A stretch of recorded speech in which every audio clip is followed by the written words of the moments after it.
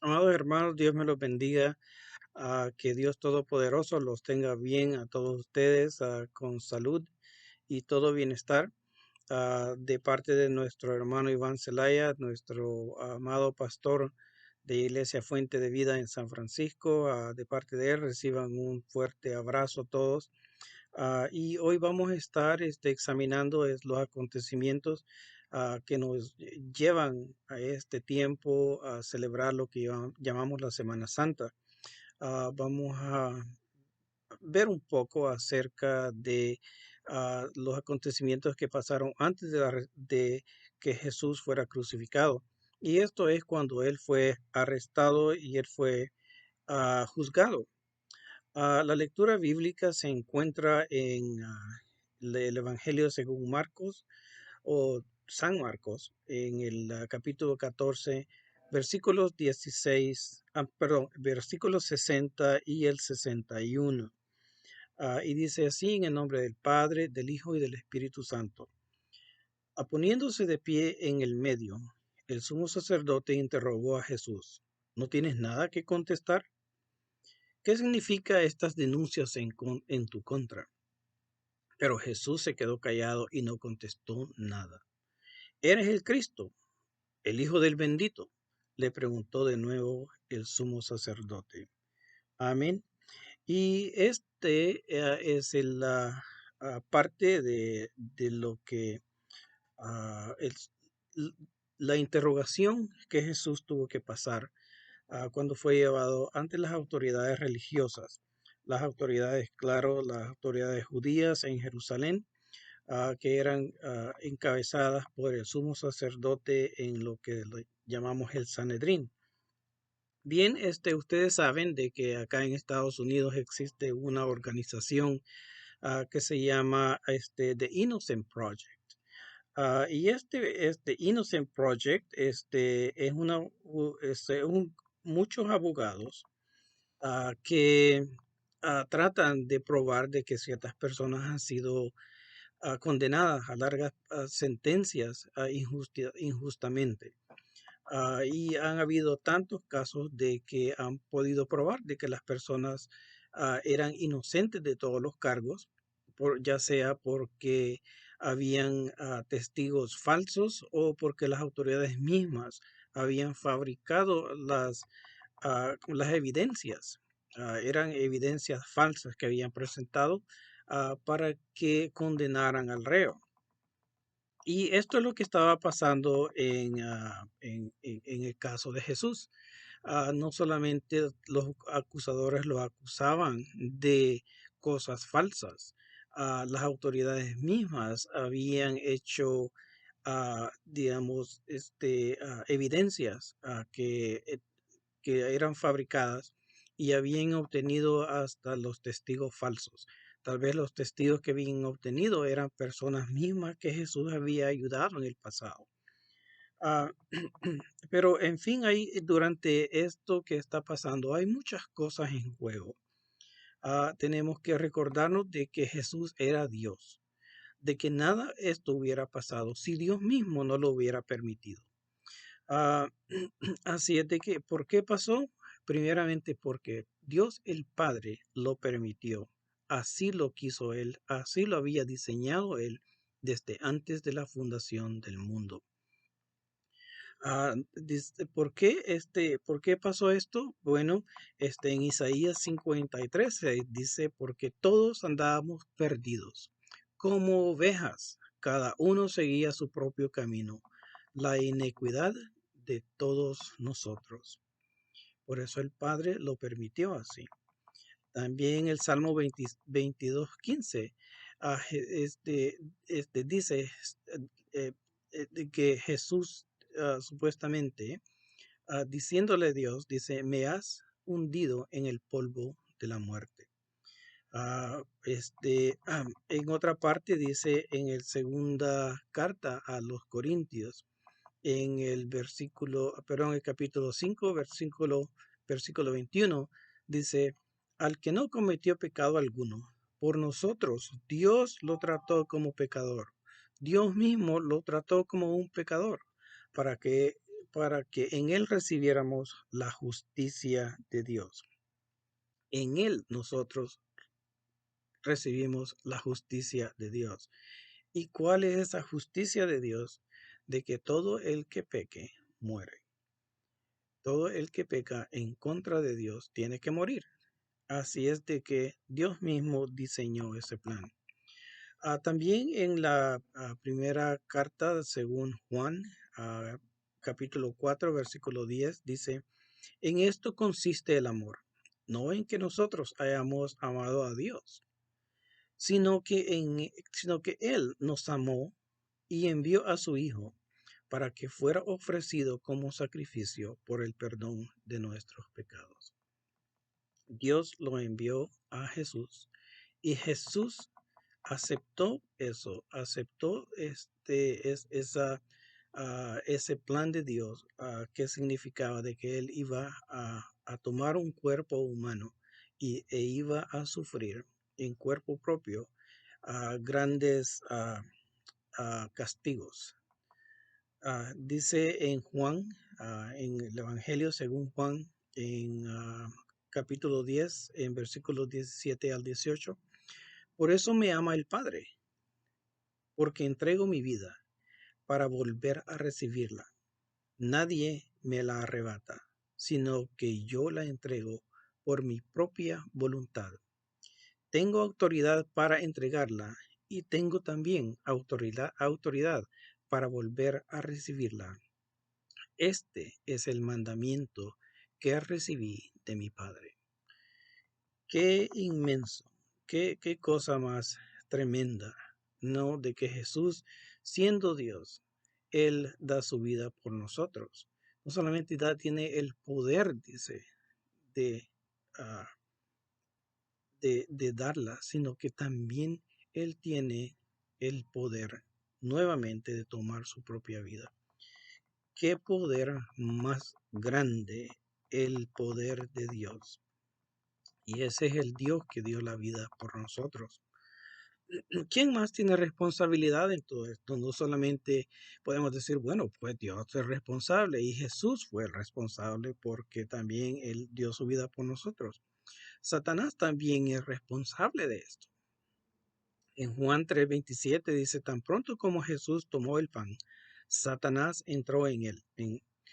¿Y quién puede olvidarse de la profecía en Génesis, también Génesis 3:15, donde se hace responsable a Satanás en la participación de la muerte de Jesús?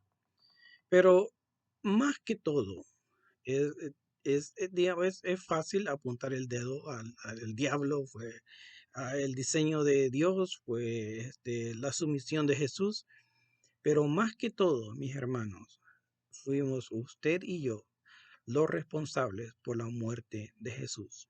No hay nada más que usted y yo. Eso es todo. Usted y yo somos los responsables por su muerte. Así es de que, claro, la humanidad, tiene entera, tiene parte en todo esto. Pero siendo cristianos, nosotros sabemos de que cada uno lleva una responsabilidad ah, en nosotros, que Jesús vino, no solamente, claro, vino por todo el mundo, pero vino también por cada uno individualmente.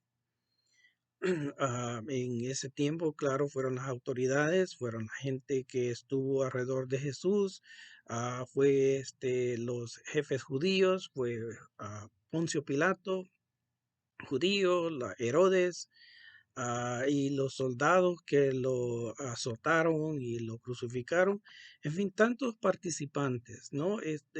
Pero allí ellos son los que nos representan a nosotros, cada uno de nosotros, en la participación de la muerte de Jesús. Luego en Marcos,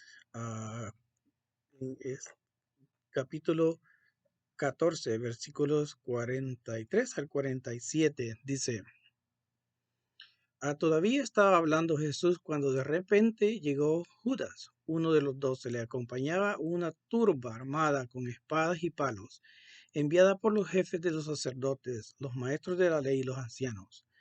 El traidor les había dado esta seña, esta contraseña. El que yo le dé un beso ese es. Arréstenlo y llévenselo bien asegurado. Tan pronto como llegó a Judas, acercó a Jesús. Rabí, le dijo, y lo besó. Entonces los hombres prendieron a Jesús, pero uno de los que estaban ahí desenfundó la espada e hirió al siervo del sumo sacerdote, cortándole la oreja. Fue Pedro, ¿verdad? ¿Acaso soy un bandido? Dijo Jesús para que, perdón, al 47, ahí nos quedamos. Este, ah, no sé, hermanos, me imagino de que ustedes alguna vez ah, se hayan sentido traicionados por alguien, ¿no? Por un hermano, por su familia, por amigos, etcétera. Y imagínense entonces cómo se sintió de Jesús de haber sido traicionado por Judas. Ah, este Judas en ese tiempo era un nombre muy común porque Judá era la tribu más grande, más poderosa, más famosa de todo Israel. Pero sabe que desde esa fecha nadie quiere llamar Judas a sus hijos. Así es de que ningún cristiano se llama Judas, al menos de que sea, digamos que le quieren decir que es un traidor, ¿no? Ah, en el, eso pasó en el jardín que se llama Getsemaní, cuando Jesús lo llevó a los discípulos a orar. ah, Luego Jesús se retiró con Pedro, Jacobo y Juan. Se retiró aún lejos y les dijo que oraran. Y Jesús hace una oración tan desgarradora. Y algunos de los teólogos y comentaristas bíblicos creen de que esta fue la tentación más grande que Jesús. Fue mucho más grande que digamos, que la tentación de que Jesús tuvo en el desierto. Ah, Cuando Jesús estuvo intercediendo en el jardín de Getsemaní, fue una tentación ahí de no tomar esa copa, de no pasar por lo que iba a pasar. Vemos esa oración tan aterradora y podemos sentir, ¿no?, el terror que Jesús está sintiendo en ese momento cuando dice, Padre mío, si es posible, no me hagas beber este trago amargo, pero no sea lo que yo quiero, sino que lo que quieras tú. Eso está en Mateo 26:39. Qué horrible conocimiento, ¿no? De que Jesús ah, tenía de lo que a él le iba a pasar. La anticipación de llegar a ese momento, la anticipación de el terror de lo que iba a pasar, digamos, lo lleva en su humanidad a pedirle al Padre de que habrá otra manera, pero no la había. Ah, en Lucas 22:44 dice, como estaba angustiado, se puso a orar con más fervor, y su sudor era como gotas de sangre que caían en tierra. Imagínense nada más la anticipación de lo que, la angustia de que Jesús estaba pasando, de que sudó hasta gotas de sangre. Ustedes saben, ¿no?, que cuando nosotros nos ponemos nerviosos o cuando tenemos miedo, actuamos de diferentes maneras, nuestro cuerpo reacciona diferente y son químicos o son hormonas que están que están produciéndose en el cuerpo que nos hace reaccionar de ciertas maneras. Y Lucas era un médico. Lucas, digamos, menciona acá de que Jesús estaba sudando gotas de sangre. Y esto es algo real. Hay muchos casos en la historia de la humanidad que han sido grabadas por los médicos, donde las personas de veras, al tener un terror inmenso, sudan sangres. Una de esas pasó cuando venían los primeros colonizadores venían a Estados Unidos y parece que una barca se estaba hundiendo y uno de los marineros, del terror que él tenía de ahogarse, que comenzó a sudar sangre. Y eso es algo que fue escrito por el médico que venía en este barco. Así es de que es algo de que sí puede pasar. Ah, la naturaleza humana de Jesús está, digamos, vivamente presente en este momento. Sabemos de que Jesús era 100% humano y 100% divino. Él estaba en su naturaleza humana, él tenía un miedo inmenso, estaba sufriendo una gran agonía. En Lucas 22:43 menciona que se apareció hasta un ángel para fortalecerlo. Es un ejemplo extraordinario de la naturaleza divina, que está sosteniendo a la naturaleza humana en ese momento tan histórico, para que se mantenga Jesús sin pecado, digamos, porque no puede él darse por vencido a esta tentación que es tan poderosa, la más poderosa tal vez que Jesús está enfrentando en su naturaleza humana. Ah, el huir, el sentir que deben de huir, de escapar, es una manera, ah, de alguna manera, digamos, lo que él le va a pasar es una tremenda agonía. Finalmente Jesús dijo que se haga tu voluntad y no la mía. No hay nadie que pueda comprender la tentación de un ser divino que siendo sin pecado y divino tiene que ser juzgado por los pecados del mundo. Ninguno de nosotros podemos saber, digamos, lo que Jesús pasó. Saber de que de siendo Dios y siendo, y siendo, como te digo, no haber jamás pecado, él tenía que pasar por esto. Y también confrontado con su naturaleza humana, de que qué hubiera pasado si Jesús no hubiera estado ahí siendo apoyado por el Espíritu Santo. ¿Qué hubiera pasado? Imagínense, así nos pasa a nosotros también. ¿Qué nos pasa a nosotros como cristianos si el Espíritu Santo no está con nosotros? Es imposible de hacer las cosas bien, ¿no? Ah, en fin, Judas les dijo que lo llevaran bien a Jesús bajo guardia, bien asegurado.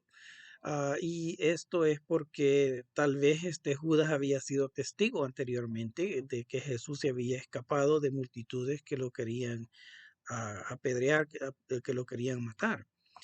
Tal vez Judas tenía miedo tal vez de que el resto de los discípulos iban a levantarse en armas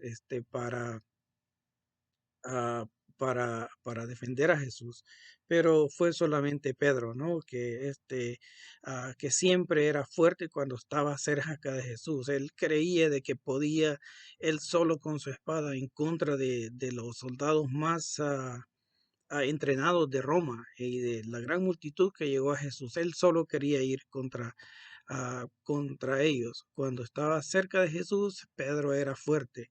Cuando estaba lejos de Jesús, Pedro no podía nada. Ah, y seguimos la lectura en Marcos 14 de 48 a 52. Ah, leyendo esto, sabemos de que Jesús tiene todo bajo control. Y dice, ¿acaso soy yo un bandido? Dice Jesús, para que vengan con espadas y palos a arrestarme. Ah, Día tras día estaba con ustedes enseñando en el templo y no me prendieron. Pero es preciso de que se cumplan las escrituras. Entonces, todos lo abandonaron y huyeron. Cierto joven que se cubría con solo una sábana iba siguiendo a Jesús. Lo detuvieron, pero él soltó la sábana y escapó desnudo. Qué interesante, ¿no? Ah, en fin, Jesús está en control de todo esto. Él no pierde su autoridad como Dios. Aún en Juan, cuando él está narrando esto y le preguntan a Jesús, le dice tú que si él era el que buscaban y dice, yo soy.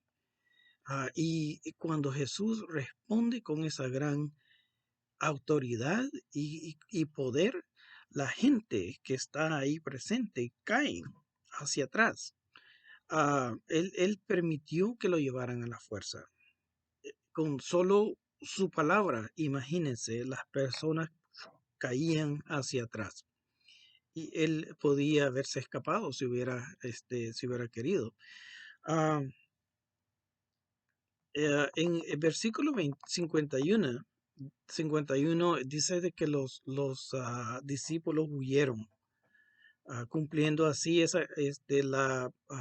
profeta Zacarías 13:7, que dice, hiere al pastor y serán dispersadas las ovejas. Otra parte enigmática acá en Marcos 14 es el versículo 51, donde dice de que los discípulos huyeron dejando solo a Jesús, con la excepción dice de que había un joven desnudo que lo iba siguiendo. Ah, la, y luego los trataron de arrestar a este joven en medio desnudo también, pero dice que él se les escapó desnudo, se fue corriendo de regreso a su casa. Y pareciera de que no tiene lugar allí en la Biblia, ¿no? Es un comentario que fue incluido allí y no hay otro más que haya podido haber sabido acerca de este pequeño detalle, otro que el mismo autor, Marcos. La mayoría creen de que era él cuando estaba jovencito, de que él era este joven medio desnudo que andaba tal vez como de curioso tal vez viendo lo que estaba pasando y él fue el que escribió esta parte. En Marcos 14, de versículos 53 a 64, narra donde Jesús fue llevado al sumo sacerdote entre los ancianos y maestros de la ley, mientras era seguido desde lejos por Pedro. Todos ellos en medio de la noche, que era ilegal hacer, y no estaba, a propósito, no estaba todo el Sanedrín reunido para juzgar a Jesús, que también era ilegal hacer. Todos ellos trataron de encontrar evidencia por los testimonios falsos para condenar a Jesús hasta que fue condenado por ellos. Ah, Recordémonos que las autoridades religiosas también eran autoridades políticas. Algunos, como el sumo sacerdote, eran corruptos. Fueron puestos en esas posiciones por las mismas autoridades romanas para, digamos, que llevaran a cabo sus propósitos. Desde antes nosotros hemos visto el peligro que existen cuando las autoridades religiosas son aliadas con las autoridades políticas para hacer ver superficialmente de que ambos aliados están haciendo la voluntad de Dios. Pero en realidad existen nada más para sus propias conveniencias y beneficio mutuo el amor a sí mismos y el amor al poder. En el poder se vuelve la meta, ah, digamos, la única razón de la existencia.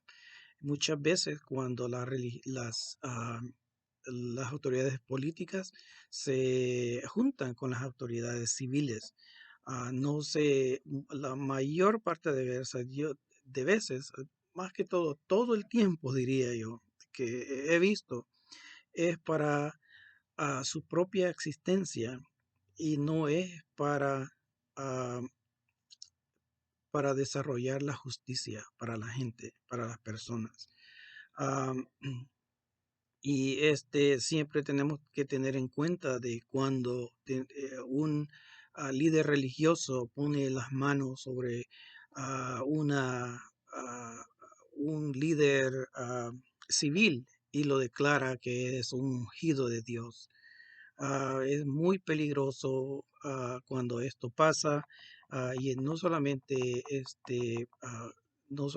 peligro a la gente normal, sino que también a la iglesia misma que cae bajo estos engaños. Así es de que mucho cuidado con eso. En Marcos 14, 65 a 72, ah, narra la situación difícil en que se encontró Pedro. Am, él era uno de los más apegados a Jesús. Y cuando Jesús fue llevado al palacio del sumo sacerdote, Pedro lo seguía de cerca, pero tenía miedo. Nosotros tal vez podemos decir, oh, que este Pedro tan miedoso, créanme, si usted y yo hubiéramos estado en esa misma situación, usted y yo hubiéramos hecho exactamente lo mismo. Ninguno de nosotros hubiera estado libre de tener miedo como el miedo que tuvo Pedro. Ah, pero qué tristeza más grande, ¿no? De que sufrió Pedro al haber negado, haberlo negado y dado cuenta de que Jesús se lo había ya profetizado de que así iba a ser. Ah, Era increíble que cuando Pedro le estaba diciendo, él estaba cerca de Jesús, él podía todo. Él era fuerte, él quería pelear por Jesús, él quería morir por Jesús. Pero cuando estaba lejos de Jesús, antes de recibir el Espíritu Santo, Pedro tenía miedo, como cualquier ser humano. Al haber hemos sido confrontados por sirvientas del palacio donde tenían a Jesús. Jesús lo tuvo que negar. En Marcos 15 del 1, oh, perdón, eh, él se acordó, ¿no? De que a Jesús le había dicho de que antes de que cante el gallo, la segunda vez me negarás 3 veces. Qué increíble, ¿no? Es de que Dios conoce de nosotros aún más de lo que nosotros creemos conocer acerca de nosotros mismos. Hay cosas en el corazón nuestro que muchas veces ni nosotros mismos sabemos que existen ahí. Ah, Seguimos en el capítulo 15 de Marcos del 1 al 15. Acá en esta narración vemos de que Jesús fue llevado ante Poncio Pilato muy temprano en la mañana. Lo habían tenido juzgándolo a Jesús, maltratándolo, le pegaban, le habían vendado los ojos, lo escupían y lo maltrataron mucho.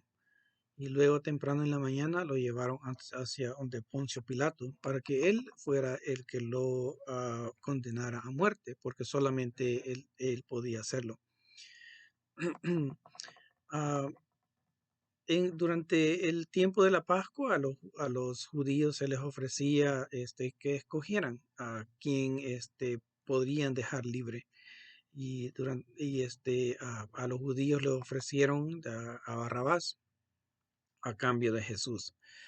¿Por qué razón se lo ofrecieron? Tal vez fue para seguir la tradición. Quién sabe si fue porque se compadecieron de Jesús. No se sabe. De todo caso, los judíos fueron los que decidieron que fuera Barrabás, que fuera puesto en libertad. A Pilato lo que más le importaba era seguir en el poder. No quería que el emperador en Roma fuera disturbado por su causa. Los judíos iban a ir allá y quejarse de él y le iban a causar problemas. O tal vez temía él de que una insurrección de los judíos en contra de él. Ah, Vemos que ambos líderes religiosos y civiles estaban gobernando controlados por sus propios intereses. Lo que a ellos les interesaba era estar en el poder, la popularidad, y también gobernaban por miedo. Uno, porque tenía miedo de que los otros se quejaran o que el gobernador lo fuera a echar de ese puesto, en fin. Y debido a todo esto, hicieron lo que es injusto. Cuando los líderes religiosos y los gobernadores se juntan y tienen estos ingredientes en común, es siempre un desastre. En fin, es un horrible el padecimiento que Jesús sufrió por nosotros. Al final, Jesús es condenado a muerte. El castigo indebido que él recibe es tremendo, es horrible y es doloroso. Pero Jesús se sometió a la voluntad del Padre y dice de que no, las escrituras que nosotros hemos leído, de que Dios lo quiso así y y Jesús aceptó de que así fuera. Y todo eso no porque nosotros primero le amamos a Él, sino que porque Dios primero nos amó a nosotros. Así es de que en este tiempo, hermanos, les pido reflexionar un poco acerca de el sacrificio tan inmenso que Jesús tuvo que pasar para que usted y yo tuviéramos la posibilidad de salvación, de no ser nosotros los que muriéramos, sino que fue Jesús de que murió por nosotros. Dios me los bendiga, les deseo un bien a todos, un fuerte abrazo y espero verlos prontos. Dios me los bendiga. Adiós.